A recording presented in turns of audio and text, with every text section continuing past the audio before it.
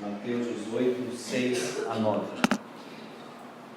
Qualquer, porém, que fizer tropeçar a um destes pequeninos que creem em mim, melhor lhe fora que se lhe pendurasse ao pescoço uma grande pedra de moinho e fosse afogado na profundeza do mar. Ai do mundo por causa dos escândalos, porque é inevitável que venham escândalos, mas ai do mundo pelo qual vem o escândalo. Portanto, se a tua mão ou o teu pé te faz tropeçar, corta-o e lança-o fora de ti. Melhor é entrares na vida manco ou aleijado do que, tendo duas mãos ou dois pés, seres lançado no fogo eterno. Se um dos teus olhos te faz tropeçar, arranca-o e lança-o fora de ti.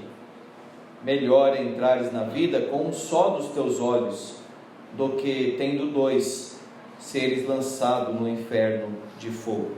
Vamos orar.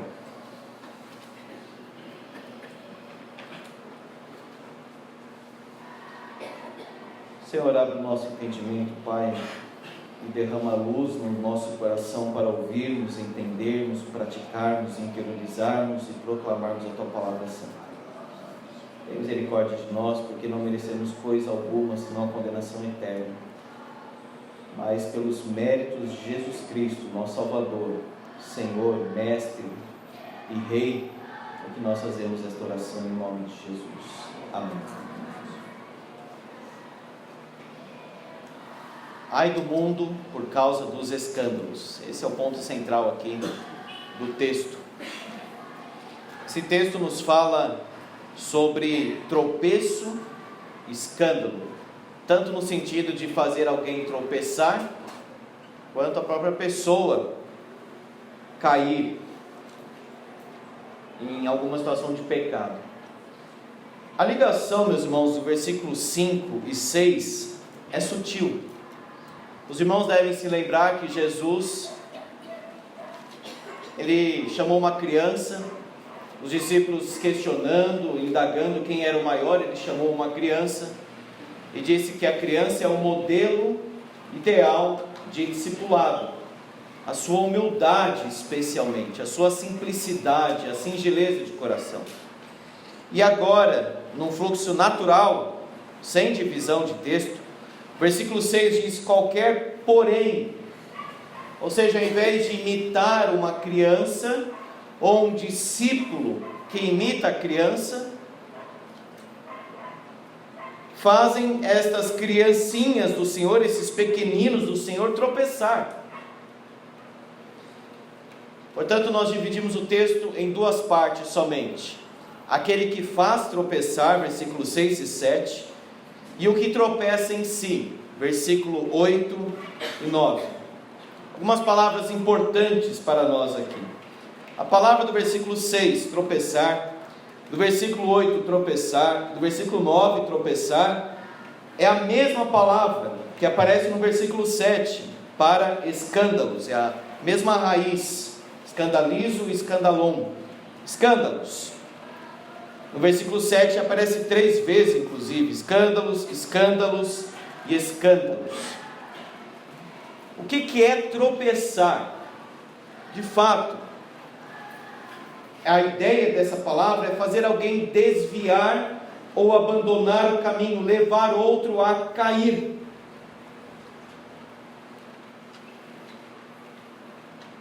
A ideia central aqui é o seguinte: ai daquele que fizer algum pequenino discípulo de Jesus, seja criança ou seja um discípulo, mas que começou agora na vida cristã, ai daquele que fizer este pequenino tropeçar, e ai daquele que tropeça. Por que ai? Diz aí o versículo 7 duas vezes: ai do mundo e ai do homem. E primeiro, seu objeto é amado por Cristo. Qualquer, porém, que fizer tropeçar a um destes pequeninos que creem em mim, porque Jesus ama as criancinhas, e Jesus ama os discípulos que são simples, singelos e humildes como as crianças. Ai daquele que através da sua vida faz alguém tropeçar, desviar do caminho. É muito triste quando o crente ouve o seguinte: eu não vou para a igreja porque eu não vejo diferença na sua vida. Eu que estou no mundo, falo as mesmas coisas, busco as mesmas coisas, faço a mesma coisa, sou do mesmo jeito que você é, que vai na igreja. Isso é ser uma pedra de tropeço. Jesus não está falando somente agora das criancinhas, mas de todos os discípulos humildes, porque ele diz destes pequeninos que creem em mim, especialmente os neófitos, que são mais fracos porque estão no comecinho da vida cristã, e pela fragilidade própria e natural, porque não avançaram ainda, não amadureceram muito, por vezes tropeçam. Seu destino eterno é terrível. Olha só o versículo 6. Essa pedra do moinho é aquela pedra enorme, gigantesca, que tem um furo no centro. Jesus diz: melhor lhe fora que se lhe pendurasse ao pescoço uma grande pedra de moinho e fosse afogado na profundeza do mar. Então aquela pedra enorme, tem um furo central para esmagar o trigo ou outros alimentos, outros cereais, e ligado a um animal, uma mula ou algum animal que iria empurrar esse moinho. Era um peso assim absurdo aquilo. Imagina aquele moinho então colocado dentro da cabeça da pessoa, do pescoço aqui, e essa pessoa lançada nas profundezas do mar.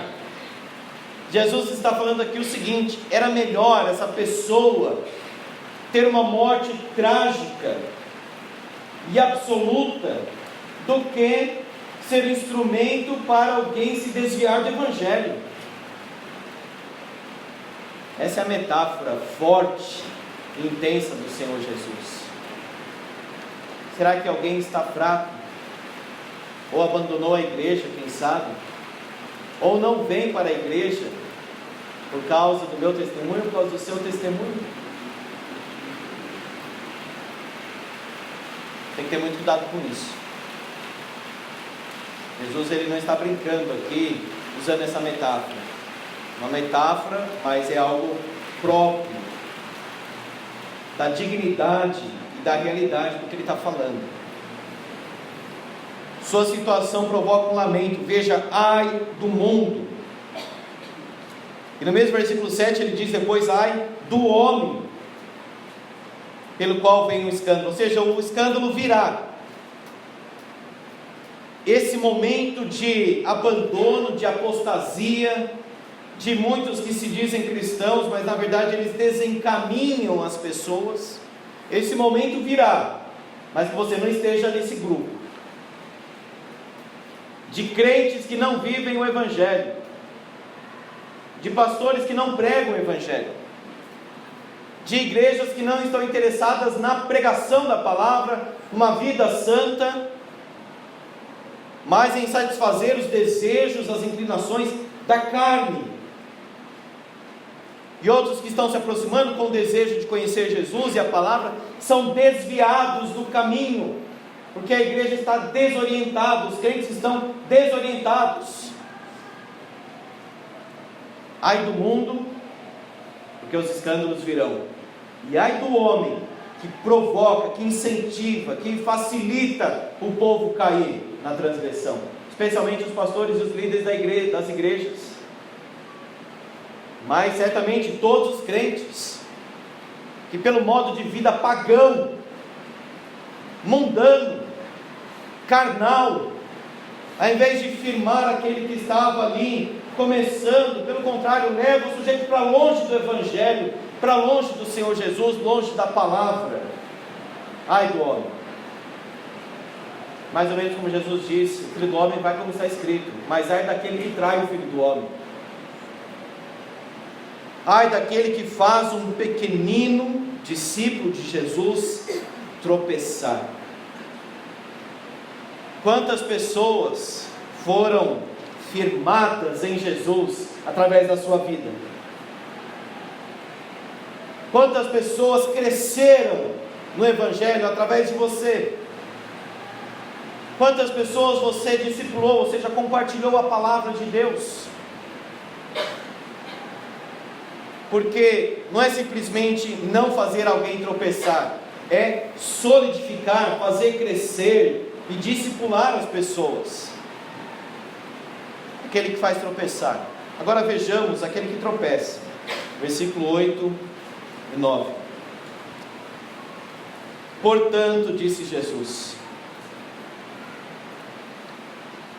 se a tua mão ou teu pé te faz tropeçar, corta-o e lança-o fora de ti. Até aqui por enquanto. Veja que no versículo 6 e 7 estava falando daquele que faz o outro tropeçar. Essa é a divisão básica natural do texto. Agora no versículo 8 e 9 fala sobre o indivíduo que tropeça nele mesmo, mão, pé e os olhos. Versículo 9. Às vezes, meus irmãos, nós estamos lutando contra tantas coisas no governo, na cidade, no país, no mundo. Estamos indignados com tantas coisas e devemos, isso tem o seu lugar, a sua ocasião própria. Mas saiba que há uma luta contra o pecado interno. É guerra. Quando Paulo diz a carne milita, olha o termo que ele usa, milita, contra o espírito contra a carne, porque são opostos entre si. Andai no espírito. Então nós temos que lutar contra nós mesmos.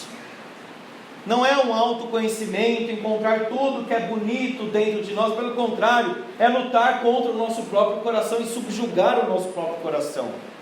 Paulo diz aos Colossenses: fazei morrer a vossa natureza terrena. Aos Romanos ele também fala isso. E veja como Jesus coloca a questão: amputação. O desejo de pecar, meus irmãos, nós já temos. Às vezes o instrumento nós não temos. Desejo de pecar temos, o instrumento nem sempre. Não é a mão que faz pecar, nem o pé, nem os olhos, mas o coração. O que Jesus está falando aqui é sobre a execução do pecado, o instrumento do pecado. Se você lutar contra o instrumento do pecado, isso te ajudará a lutar contra o desejo do pecado. Mão, pé e olhos. Mão, executar. Pé, buscar o pecado, ir atrás. E olhos, cobiçar ou desejar. Mãos que executam o pecado, olhos que desejam o pecado, e pés que buscam o pecado. Tudo isso governado pelo coração. Jesus então está dizendo aqui o seguinte: decida abandonar o pecado, a tal ponto, com tal firmeza, que é como se você não tivesse mais mãos para pecar, olhos para desejar e nem pés para buscar o pecado. Não é simplesmente não pecar, é não desejar mais o pecado. Jesus, ele está sendo radical aqui, depende do modo como nós analisamos, não aquele radicalismo de uma mente bitolada e fanática, mas que a vida cristã deve ser assim, absoluta, que o nosso compromisso deve ser extremo, isso sim. Manco, aleijado, com somente um olho, mas santo e fiel ao Senhor. É melhor entrar na vida mutilado e aleijado, disse Jesus aqui. Jesus está nos ensinando, meus irmãos, é o seguinte: acabe com o que for preciso para ser santo.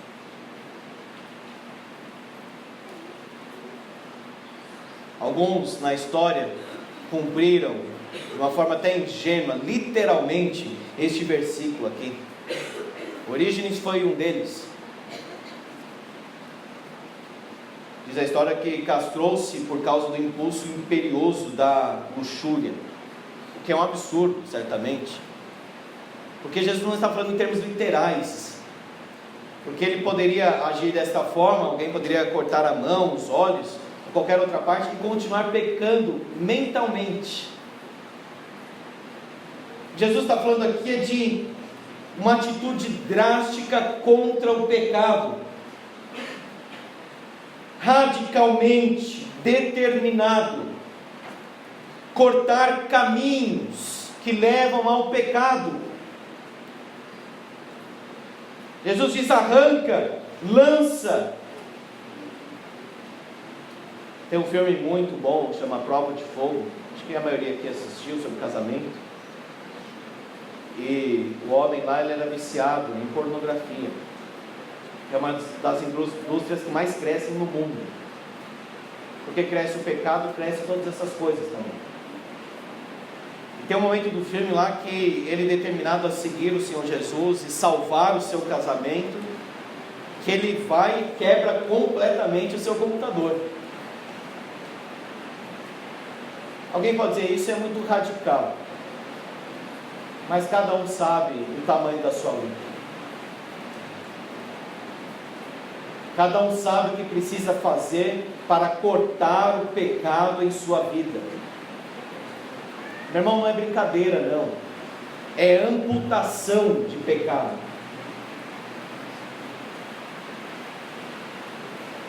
Certo homem foi visitar David Mark Lloyd Jones, que foi um dos pregadores mais influentes do século passado.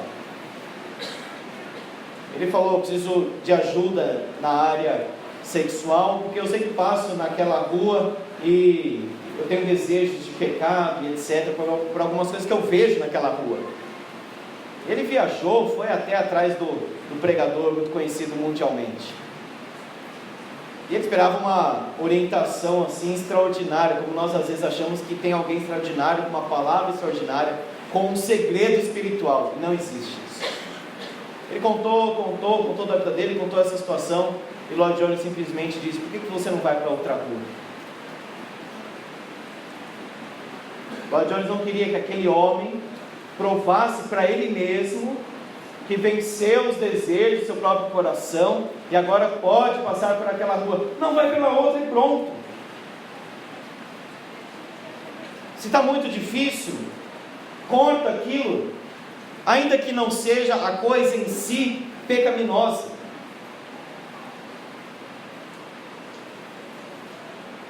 Um crente de outra igreja disse para mim: pastor, lá em casa o pessoal estava muito viciado em internet, celular o tempo todo, não conversava mais. Desliguei o Wi-Fi de todo mundo. É claro, ele conversou com o pessoal, mas ele sabia que a atitude ali tinha que ser um pouco mais drástica. E nós, muitas vezes, não conseguimos corrigir e precisamos de umas atitudes assim um pouco mais fortes e drásticas, de amputação, para termos uma vida santa diante do Senhor.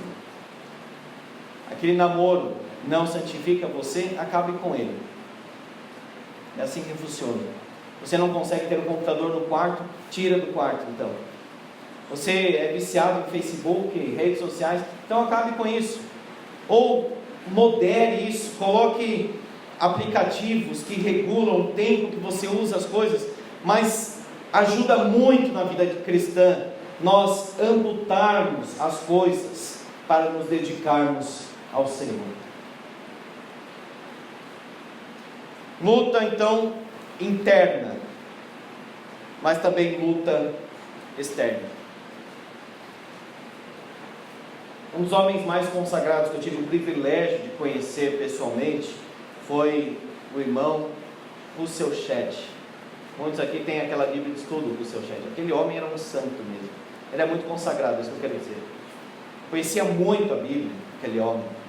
Levantava às 5 da manhã para orar, depois na caminhada, cheio de folhetos, evangelizava muito.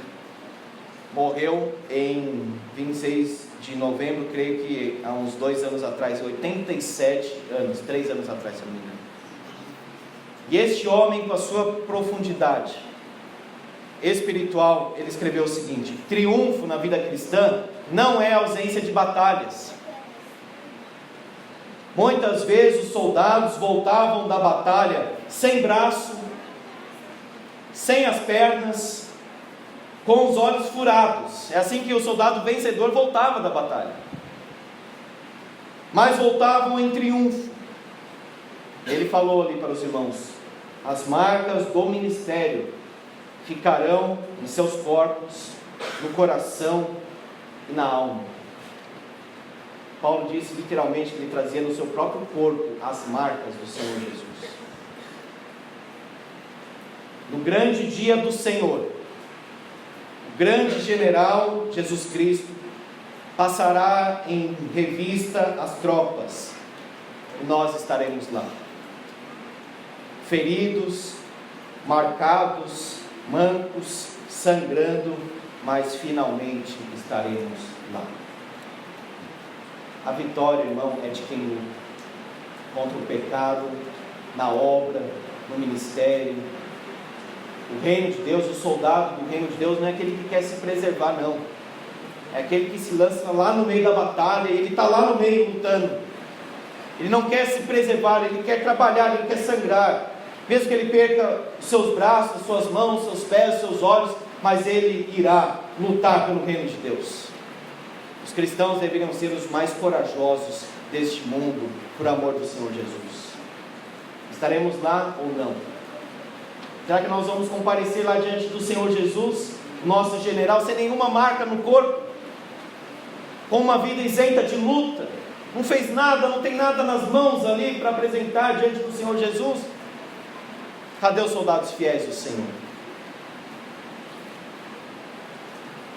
Este texto ajudou muitos cristãos no meio da tortura, que perdiam as suas línguas, porque confessavam Jesus como Senhor. O soldado morria com a espada, ali cortava literalmente a língua do sujeito, às vezes morria tanto perder sangue, e outras torturas mais. Foi este homem, Russell Shedd, esse homem de Deus, teve câncer no final da sua vida, e sofreu muito. Mas olha só em que termos ele coloca a sua própria situação. Eu nunca tinha sofrido este sofrimento até estes últimos meses, ele escreveu no final da sua vida. Olha agora, é uma experiência muito boa. Sinto-me desmamando do mundo. O sofrimento daqui é muito pouco em comparação com aquela alegria que nós sentiremos na presença de Deus. É normal para o crente sofrer. Estou muito feliz com essa experiência, Dr. Russell Shedd. Mas hoje parece que os crentes não suportam quase nada. Reclamam demais. Oram quase nada. Não participam da nossa reunião de oração, não conhecem a Bíblia. Qualquer coisa que você pede, assim, às vezes é muito esforço, é muito difícil fazer. Veja, esse homem não tinha nada demais, mas ele tinha o conhecimento de Deus no coração dele.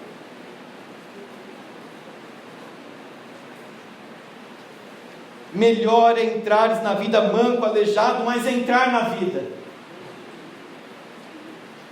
A vida cristã envolve perder pouco para ganhar muito.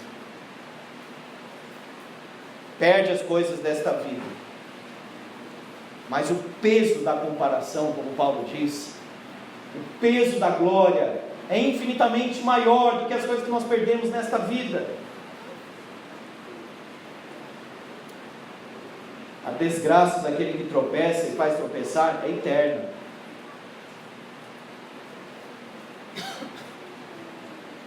Jesus fala do fogo eterno e do inferno de fogo.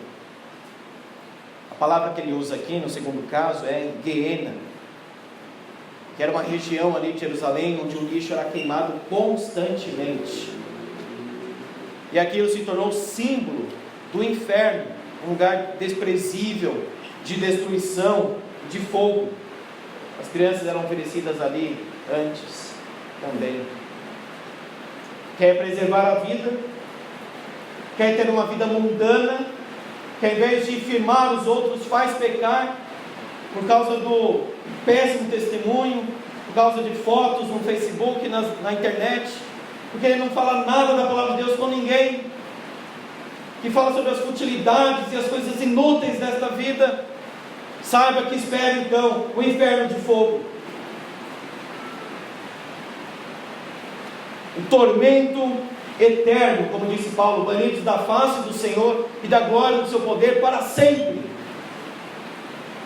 É melhor ser soldado ainda que perca os seus membros, perca a sua vida, mas entre na vida, do que ter uma vida de pecado, de carnalidade, de mundanismo, de impiedade, lado a lado com um pagão, se sentindo em casa com mundanismo, na Babilônia, depois condenado para sempre, lançado no inferno de fogo. Que Deus nos livre disso. Mas tome atitudes práticas para crescer na vida cristã. Não simplesmente eu quero entrar na vida. Então pense naquilo que está atrapalhando você de crescer. Amputação do pecado. Como certo autor escreveu, você é pedra ou você é degrau? A pedra faz os outros tropeçarem. Tantos filhos abandonaram a igreja porque os pais deram um péssimo testemunho. Só sabiam falar mal da igreja, tem que todo falar mal do pastor, dos presbíteros, dos diáconos, mal da igreja, mal da igreja. Os filhos abandonaram a igreja, mas é claro que abandonaram. Pedra de tropeço. Agora o crente degrau, conforme a ilustração desse autor, é aquele que faz os outros assim crescerem em direção a Deus. Você fica perto dele, você tem conhecimento de Deus. Ele vai falar alguma coisa da Bíblia, ele vai falar alguma coisa da igreja, ele vai falar alguma coisa do reino celestial. Se você está desanimado, ele vai falar alguma palavra de encorajamento para você. O crente espiritual faz os outros crescerem, tem vida santa. Você é pedra ou é degrau? Meus irmãos, é melhor perder as coisas deste mundo e ganhar Cristo. É melhor. Não tropece, nem faça o outro tropeçar. Pelo contrário, seja um instrumento nas mãos do Senhor, para que os seus filhos sejam edificados em Cristo, para que seus vizinhos conheçam que você é crente de verdade, que os seus amigos, os seus parentes, os seus companheiros aí diários, quem quer que você encontre nesta semana, que eles possam ver que você é diferente, que você não tem prazer no pecado, que você rejeita as obras infrutíferas das trevas, que você é luz nas mãos de Deus. Esteja firme em Cristo, enraizado nele e edificando vidas. Que o Senhor nos ajude. Amém. Vamos orar, irmãos, para que Deus faça esta obra nas nossas vidas. Peço para que a dona Guiomar faça esta oração, consagrando a Deus a igreja. Oremos.